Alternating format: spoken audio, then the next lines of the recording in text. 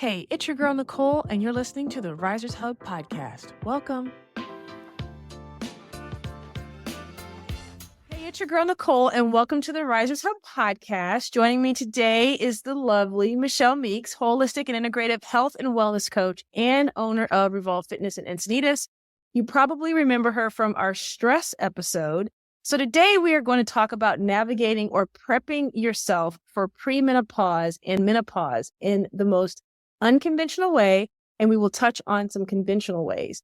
Our previous podcast, we talked about relieving stress and how Michelle's Instagram video of beating a pillow sparked my interest on what caused the anger or stress and what the beating of the pillow did for her mentally and physically. So that's what we're going to be talking about today, because that sparked another conversation about ways to approach this stage of a woman's life. So perimenopause can start as early as your late 30s. But it usually begins sometime in your 40s. So I'm going to let Michelle take over, and we're going to start talking about the unconventional ways to prep your body for perimenopause, because it's coming. It's coming. That's one thing. It's like, we can't avoid it. We cannot avoid it. It's going to happen. Yep. Well, so there are a few conventional things that I think everyone should be starting as young as they can. And that would be anti-inflammatory diet, basically cutting out the 6 main, the usual suspects of inflammation, which are alcohol, gluten, processed sugars, corn, soy, and dairy. Those ones are pretty much, if someone's coming to me with inflammation, I just take those out. I ask them to take them out for at least 30 days and give their system a little break. Okay. So that is huge, because if we do have an inflamed system, then our endocrine system, which governs our hormones, our hormone system, is going to be confused like every other system in our body, because there's all this like static on the line, and we can't get messages to different systems from our brain and forth in those feedback loops. We can't get those messages across as easily, because there's just so much confusion with the inflammation. So removing the inflammation is number one. Gotcha. And then movement and strength building. Okay. I think this one is so very important. A lot of us have movement. We know about movement, but a lot of women have been maybe nervous or shy about building muscle. They're afraid that they're going to get really bulky, and they don't want to have that aesthetic, Exactly. So that is, I think, a common misconception that if you start lifting weights, you're going to get really big. The benefit, well, for one, we don't have the hormonal makeup to get really big. Right. Say that one more time, because that is something we said before in one of my podcasts. Say that one more time. If you are a female, you do not have the hormonal makeup to get big and bulky. If you do want to get big and bulky, you are going to have to work extremely hard and do a lot of supplementation. Exactly. Yeah. So, but the benefit of having more muscle on your body is huge for avoiding insulin resistance, which is like a precursor to type 2 diabetes. So extremely important to keep that away. We do not want that. Right. Bone density is huge, which especially as we age, we can start to get brittle bones and weaker bones, which as we get older, if we're not keeping that in the forefront of our mind, we can easily fall, break a hip, break a bone. And the mortality rates after a big break for women as they're older is like really, it's not good. It's like within a year for majority of women over 60 will pass on from a big break. So it's a great way to ensure that you're going to have a long, healthy life if you are lifting and building up your body and your bones and your muscles. Exactly. Yeah. And just, it helps you stand taller and posture and things, if we want to go appeal to the vanity that we all have. Exactly. It helps keep things firmer, less flapping, and all that. As we get older, I'm like, oh yeah, it's happening. I Gotta control this. Exactly. Let's keep going. Let's keep going.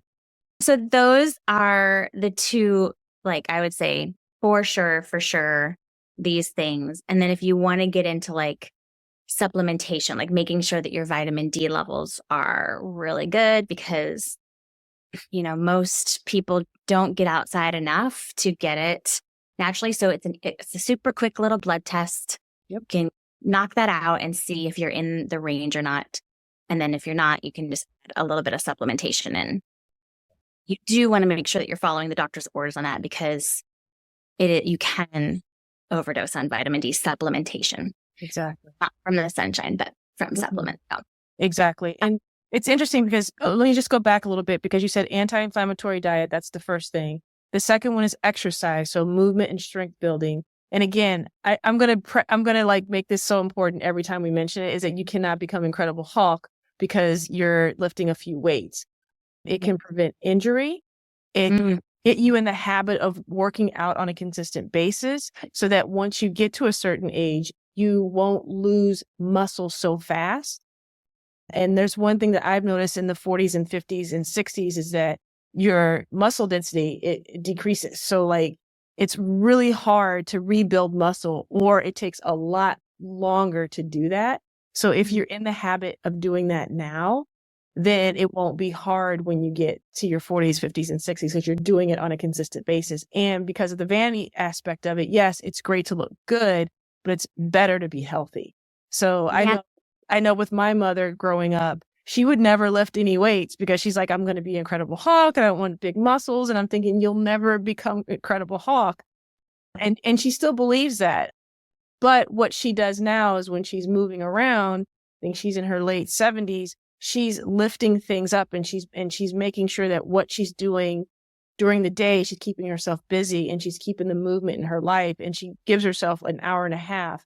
And so that does help. So you may not have to lift weights, but you need to lift something safely to kind of accommodate and make that an example of, or a substitute for lifting weights. Yeah. Well, and like body weight is so great. Like just even that action is, especially as we get into our older years, of like making sure you can stand up out of a seated position, and like, or even getting up off the floor and helping yourself up that way.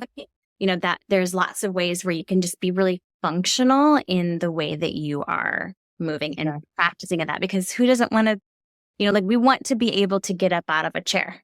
Exactly. We want to be able to get up off the floor if we need to. So, yeah. And the one thing that you also mentioned is alcohol, is like eliminating alcohol. And that's one thing that I was really shocked by several years back, because, you go out with your girlfriend, you have a glass of wine, and then all of a sudden you're on fire. And I was like, why am I on fire? Like, what is going on? And my girlfriend, who was about 5 or 6 years older than me, she's like, alcohol will spark a hot flash. And I'm like, you're kidding me. And when I'm talking about hot flash, it's not just sweating. It's like, I'm going to tell you right now, it comes from like, it's like within here, and it comes out. And I'm someone I would like to consider I'm pretty healthy. I work out, I run and whatever, but that's like the one thing I couldn't escape were the hot flashes. And so when I started reducing the amount of alcohol I was drinking, again, I'm not an alcoholic. I just drink 1 or 2 glasses a week if I go out with my friends, but eliminating that made a huge difference. And I don't get as hot, as often anymore. So it's a huge, huge thing. Yeah. Yeah. There's so much with alcohol, with like disruption of sleep. And it really is. Any of my clients, I'm like, if you can go without it, I strongly suggest like go 4 weeks and just see how you feel. Because most often they're like, oh, I didn't realize that I was like, it was causing me to have bad sleep, which then made me anxious during the day. And then I was like, oh, I need to have a glass of wine to calm down. Like it really did create a vicious cycle. So yeah, good for you. There's a thing called mocktails, ladies. Which is so nice to see that it's like more and more is picking up, and there's adaptogenic drinks and stuff, and there's a lot of options. Exactly. All right. So then let's talk about how important your diet is when you're managing premenopausal symptoms and the effects of food and nutrients. Yes. So estrogen is, so estrogen and progesterone are kind of like the main players, the most, at least in my study, have been kind of like the main players of the female hormone fluctuation. Mm-hmm. And in peri, it can, at first it can be that progesterone is what starts to fall. And so we can get some like estrogen dominance sensations. Not everyone, but this is, sometimes what happens. Mm-hmm. So progesterone is like a calming hormone for the brain and also helps with deep sleep. So getting really good restful sleep. So if that starts to wane and we're having a little bit more anxiety, depression, and then not sleeping very well, if we are also on top of that in the habit of eating inflammatory foods, that is going to just exacerbate the anxiety, depression, and poor sleep. So again, that vicious cycle is created because in our gut, there's the vagal nerve runs from our brain all the way down into our gut. And it used to be thought that only messages were sent from the head down. But now they really recently, I think in the last 6 to 8 years, that there's actually a lot of communication that goes from the gut to the brain.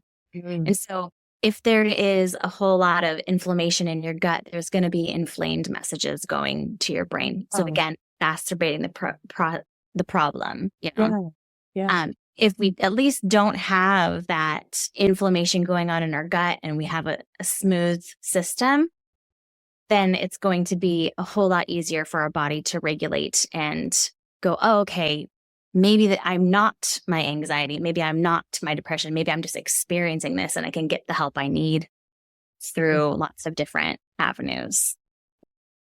But yeah, it's like you have a little bit more of a chance to have a clear head. Yeah. And so do you have any suggestions on getting comprehensive evaluation of the female hormones, like from the doctor? Yes.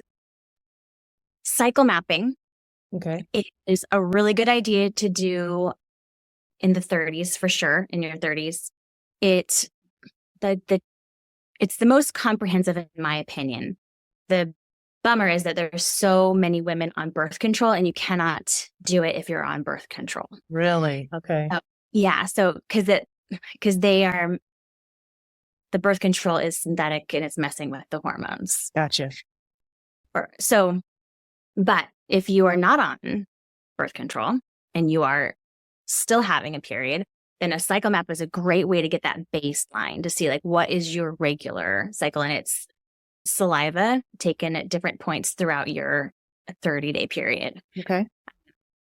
But if you aren't able to do that, then a blood test would be great to establish, I would take a blood test a couple different phases, like in the first half of the cycle, that first 14 days after you've started bleeding, and then the second half. So you can see, because there are naturally different levels of those hormones throughout your cycle.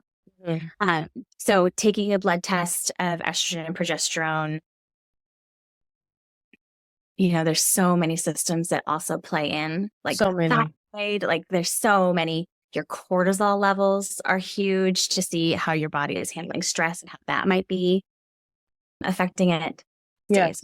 And then I would also suggest, ladies, talk to a doctor who specializes in testing female hormones and who's familiar with perimenopause and menopause, because the worst thing that can happen is that you have a 35-year-old doctor who has no idea what they're talking about and they're telling you to just drink some water and call it a day. So you need to talk to someone who specializes in these symptoms and hormones and on how a female body works. And don't hesitate to ask questions if you have questions, because this is a moment in time where your body is changing. And if you don't know what's going on, it can be very uncomfortable and you don't want to be uncomfortable. So I want to talk about unconventional methods that you had suggested, because I found this very fascinating. And of course, I know that I keep talking about the bat in the pillow, but it's when I saw that video, I knew exactly where you were coming from, at least as far as like how you were feeling. And so I want to know how that's going to play into prepping our bodies and ourselves for premenopause. For you ladies, I'm already in menopause, so the women. Well, I would for it. It's universal, but I think it is really helpful prepping for menopause. But I think if my mom would, I would give her one of these. He's like, you need to hit things, Mom. Okay, so first of all, I love that video resonated with you. So there are like studies and doctors that also hold this thought, but speaking personally from what I have experienced is really the only way I can go. Cause yeah, that's fine. Yeah. So basically like in the way that our brain is set out, there's the portions of the brain that have the most estrogen and progesterone receptors in them are also the parts of the brain that govern memory and emotions and learning.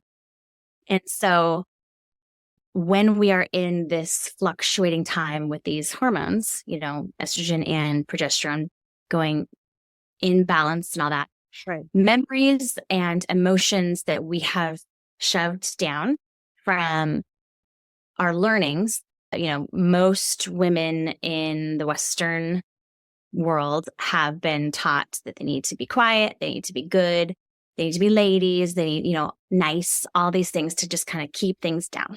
Mm-hmm. So as we are maturing and coming into our own, and then we have all these hormones fluctuating, there may be memories and emotions that we've pushed down that now are like to the surface. And it is talking with my friends in their mid 40s. I am not alone in this, where I'm like, I am pissed about that. I totally forgot about it. And I am furious just seeing how I had quieted myself and been like allowed myself to be okay with some things in my 20s and my teens as a little girl. Mm-hmm. And now I'm like, no, I'm not okay with that. And it's like, I need to allow that younger version of myself to be angry about it. And all my childhood, I was under the impression that anger was, and I didn't have any idea that it was actually just a natural, normal feeling, and usually a secondary response to hurt and wounding. Right. And like a way to be like defensive of this, the small child that we were. So I love therapy. And in 2015, it saved my life. I went to the Hoffman Institute and learned this process there. Okay. And I went in, it was a week long where it's all your own personal stuff, but you're with a group of people. And I started off the week with just this intense, like shoulder neck, the schneck was just like so tight. And it had been tight for 2 full years, just like constantly getting migraines. And it felt like I had like bamboo instead of tendons and muscles. It was just so painful. Uh-huh. At the Hoffman process, they taught us this wheel of transformation. And the first spoke of the wheel was awareness and understanding what is going on. Like, oh, I'm aware that I am angry about this situation. I'm pissed. Just talk about this. And so I have just kept this wheel of transformation and adapted it to be my own. So from the awareness portion, I will journal and write out everything. I will let myself be nasty in it. I will let myself name call in it and just be like unfiltered. Right. And then we get to the second stage and I let the story go. I no longer look at it. I'm like, that is done. And then I just sit with the sensation in my body, any feelings in my body, that writing that down and really tapping into it brought up. And for me, it is usually somewhere right in like just below my ribs up to here. And at the Hoffman process, it was just like my shoulder and neck was just like throbbing, just like, woo. And so then I stay with that bodily feeling and express. The second wheel is express. So with expression, I go into a safe place, lock the door. I turn on some music that gets me ramped up and helps me really feel that. And I'll like hit my mattress, a couch, or a pillow. And I'll go to town with this child's bat.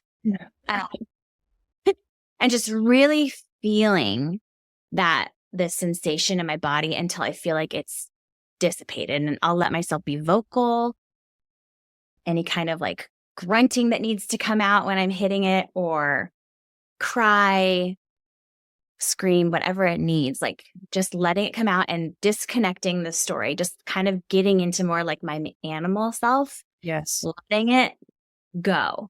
Yeah. And then the third wheel is, spoke of the wheel, is compassion. Like after I've gone through all that, just allowing myself to feel the compassion of, okay, you let it go. Now, compassion for yourself for having experienced that, or compassion for others who maybe have been involved. Right. Let's believe the best, that they're doing their best. Exactly. You know, like even if that's not true, I feel like it's a better way for me to live. So, oh, hands down. I'm going to try. I mean, it's so funny that you're saying this because, I've had a rough couple of weeks and, and for the first time in years, I'm a type of person where I want everyone to be happy, and I want to be happy. And I think that everybody should be happy and kind and smile all the time. But, the situation that I'm in, like, I'm really upset about it. And, and like you said, you love therapy, and it's like, I finally told her, like, I'm pissed. I'm mad because, A is happening, B is not helping it, and C is pissing me off. And in just being able to express the anger is a relief within itself.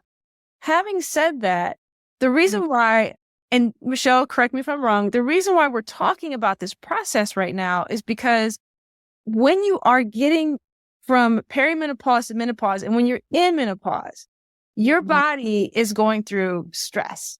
So for instance, when I said, eliminate the alcohol, it'll stop the hot flashes. Okay, you can do that. But then some of us can get upset about something and the hot flash is going to come anyway because your body's going through stress. And so if we don't know how to release this stress when it happens, it's going to come out in a menopausal way. And it's very uncomfortable. I don't wish it on my worst enemy. And so if you can teach yourself these exercises and get your brain to work in a way that, that is going to heal you and help you, then please listen to each of these steps, because I think this is going to help not only premenopause, but menopause and just regular life. Totally. Yeah, I know. I think that's absolutely correct. And it's kind of like, at the beginning in 2015, when it was like a necessity for me, it was life-saving. Now I'm like, okay, this needs to be proactive. Like this needs to be something that I do monthly or weekly, depending on my season. There's some seasons where it's like, I am just in it all the time, whether it's with kids becoming adults or business stress, whatever it may be, where I just be like, okay, I need to plan this. This needs to go on the calendar so that I have like a venting, an off gas moment, so that I'm not getting it all built up. Because that like tension for me, what would happen is whenever I would get stressed, this became kind of like my light, the engine dashboard light. Like it was like, okay, you need to release some things, because it's like the emotional baggage or the stuff that we haven't fully processed it becomes like this like sticky tape that things will stick to. Next to you. Yeah. And so And so we can look at it as a bummer or like, oh, this is my little warning gaslight. And I need to go service myself. Yes. This some sort of a way to vent out. So Yes. that's been so helpful for me. And then the fourth spoke, which seals it all up, is then I can, once I'm like in that state of like, okay, I've felt it, I've gotten it all out, I've been angry and felt it and had then compassion for myself, then I can kind of like sift through and try and find any like golden nuggets of wisdom for me to be able to change behavior so that I wouldn't maybe like put myself in a situation again to be treated that way, or I would just, some little golden nugget that could help me change behavior in the future. Exactly. Okay, so Michelle, can you go through those 4 steps again, just 1, 2, 3, 4, so that everyone can follow that? And then after the show, I will put this on, I'll put some show notes together and you can go back on the show notes so you have this information that you can use at any time. Sure. Yes. So the first step or spoke in the wheel is awareness. Being aware of what like triggering event it may be, or any kind of stress that may be in your life that's building. Mm-hmm. Second is expression. And that would be, the bashing, keeping the story in the first step, and then focusing on the sensation in your body and letting it come through by moving your body, letting yourself be vocal. The third step is then compassion, letting yourself feel the compassion for having gone through that experience, and then compassion for others, trying to give them the benefit of the doubt.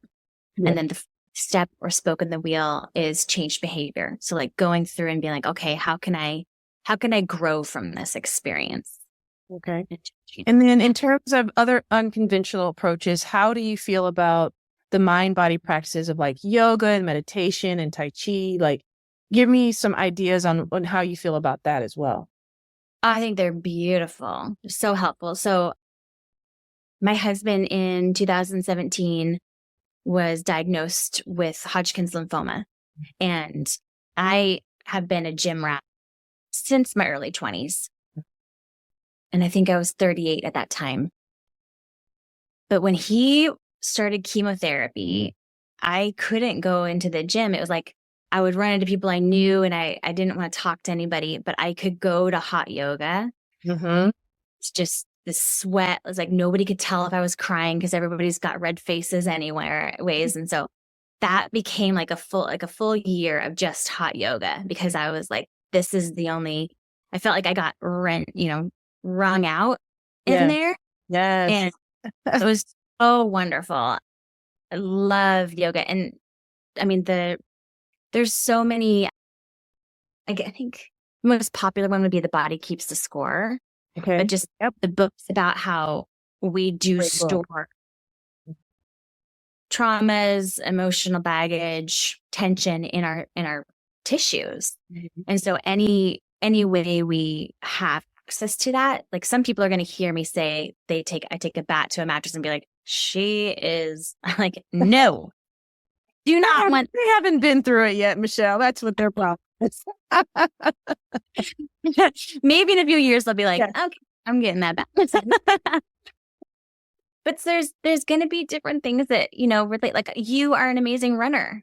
Like I'm sure that's extremely therapeutic for you. Mm-hmm. That's how we met. And I honestly haven't gone on a long run since. Did I kill it for you, Michelle? Oh, you were amazing, but I don't have you next door to me anymore. You helped me go out because I could talk and you were so fun and you were so fast. Try and catch up to. But no, like it's just, there's going to be different practices that people gravitate to. Of course. Yeah. I wasn't a big yoga fan, let alone meditation. And my brother actually went on a meditation trip several years back and he swears by it. And so I started like looking into it, and my meditation is more like meditation and prayer.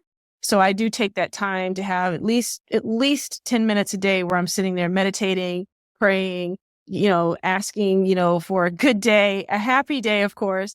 and just strength to move forward. And then as far as hot yoga, I totally agree with you on hot yoga because I took that, I think it was just end of last year. I took a good month and a half and I was going twice a week for like 6 weeks. And the difference that it makes, like not only does your skin and hair feel so much better when you get out of there, but like you feel like someone is just like kind of squeezed all that negativity out of you. And, and you can kind of move forward in a different way. And it's the heat is a lot, but you have to go in with the mindset that I'm here to release some tension. And then you don't even think about the heat, So that's what I would suggest because, I love hot yoga and I'm still on the fence with meditation, but I use the meditation when I'm praying.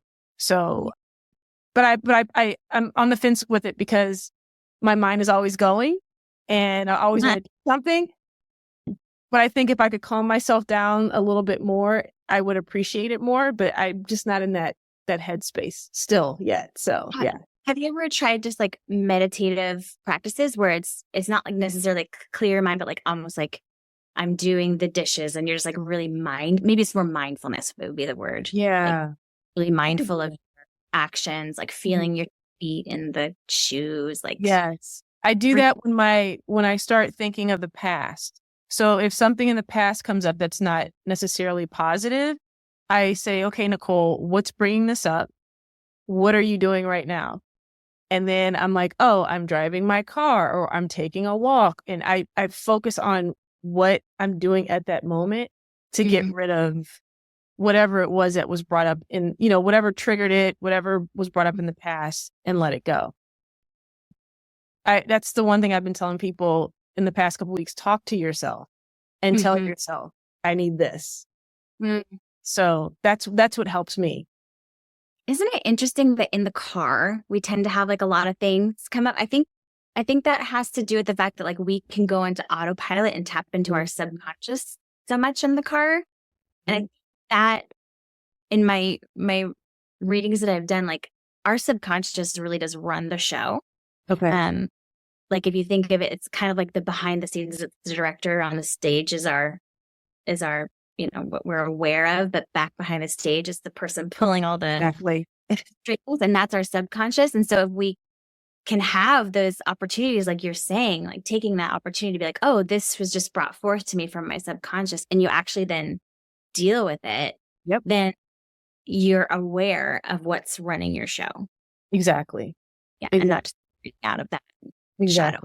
Exactly. And I love everything that we talked about as far as prepping for premenopause, because I think that it's very important for women who think that you might be having symptoms to go and talk to your doctor, tell them what you're concerned about, talk to your doctor about premenopause, because I know that after having my second child, I did have some symptoms of like, it wasn't the hot flashes that I have now, but there were like sparks of it. And there was sparks of like not being able to sleep very well. And that lasted between, I would say between 35 and like 42, 43.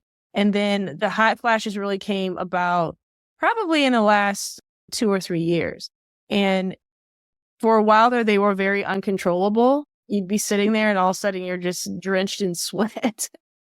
And I actually had a friend who would just carry a fan in her purse and just be like, okay, it's coming. I can feel. And we would be talking and, having a good time. And then the next minute she's literally like, we just couldn't, like, where's the water coming from? She's like, it's coming from me. She would just be that hot. And so, she had to look at some alternatives. There are some women who will have to take hormonal drugs to kind of regulate everything. And again, ask as many questions as you have to. But it's different for every woman. And it's just amazing how our bodies are somewhat composed in the same way, but we still have very, very different symptoms. And so what works for me may not work for you, but we have a lot of doctors out there who can help us move in the right direction.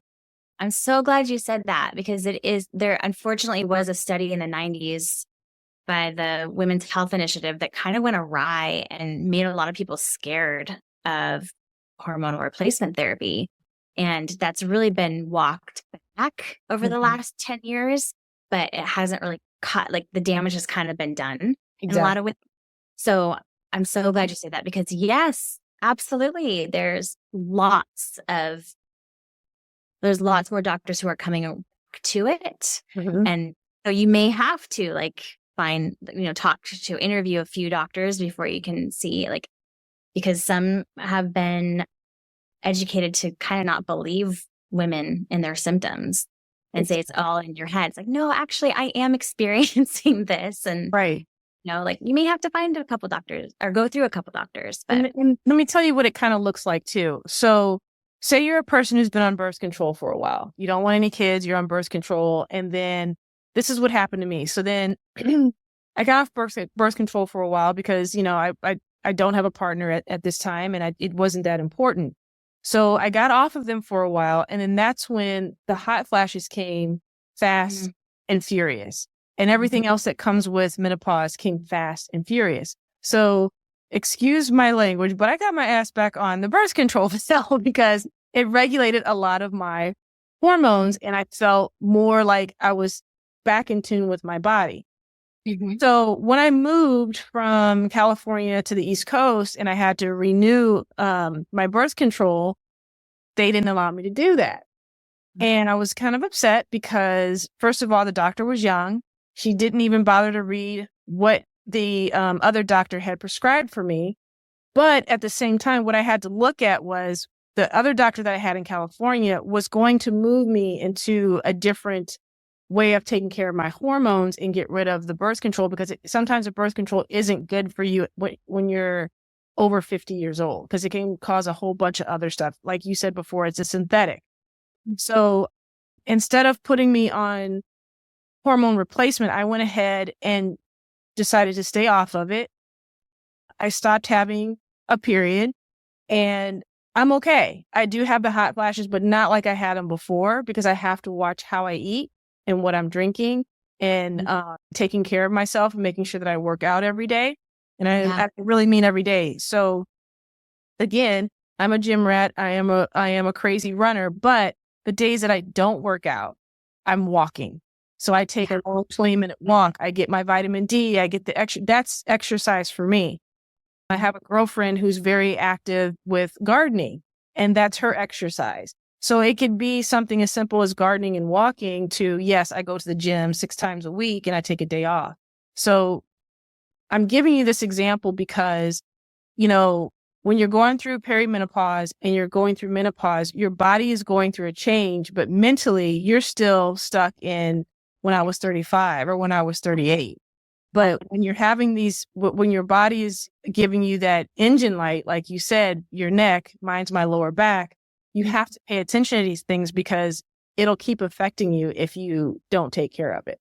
Yes, absolutely. And like finding what could be the root of it instead of just treating the symptom, And I want to like just add on to when I said the synthetic, like what I meant by that, because I am not opposed to synthetic things. Sure.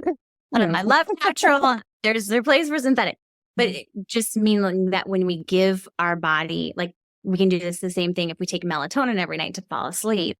Like our body makes those things normally, but if we're giving it to ourselves and it's not being created endogenously, then our body is so smart. It's like, I'm going to stop making that. I don't need to waste the energy. So that was what I was meaning by, but yes, I'm not like against synthetic. And some of our listeners out there, they are against synthetic. I have some friends who are against synthetic. And so you have to make the choices that are going to work for you. And if you make those choices and you want to live be on the more natural side, you have to be prepared for what's going to happen if you don't take something synthetic. And again, there's no judgment here. I have chosen not to do anything synthetic because it just happened to work for me. There are friends that I have that it doesn't work for them. They've tried the natural way and they're like, I'm sweating and there's a puddle underneath my feet. So they just have to make sure that they're taking care of themselves.